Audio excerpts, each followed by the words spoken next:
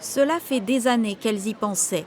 Une famille nombreuse, un objectif longtemps inaccessible pour ce couple de femmes qui attendaient qu'une loi les autorise à faire appel à un donneur pour avoir des enfants.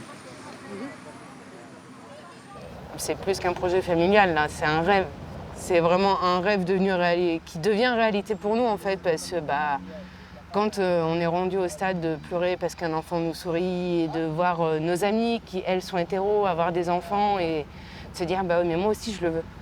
Moi aussi, en fait, je veux tout ça.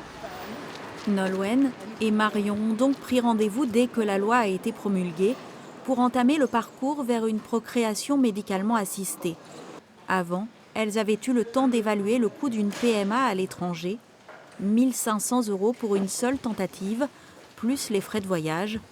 Un choix très onéreux, mais qui restait la seule option pour les couples de femmes. Oui, une petite zone de flou.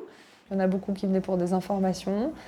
Il y en a beaucoup qui venaient parce qu'elles ont été prises en charge à l'étranger, donc pour nous demander notre avis sur ce qui a été fait à l'étranger, si on peut les aider, des choses comme ça.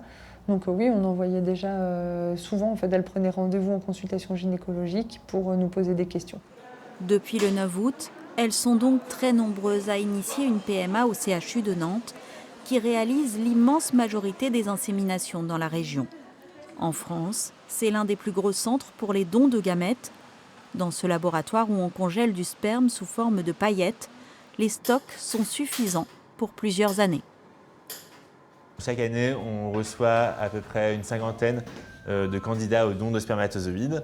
Et chaque année, il y a une trentaine de donneurs qui finissent leur parcours. Ce qui fait qu'aujourd'hui, dans nos stocks, on a des milliers de gamètes de donneurs qui sont disponibles pour le don. Jusqu'à présent, il fallait en moyenne 6 mois pour obtenir un don de sperme, le temps des rendez-vous indispensables. Les délais ont un peu rallongé, mais l'hôpital devrait prochainement recruter pour répondre aux nouvelles demandes.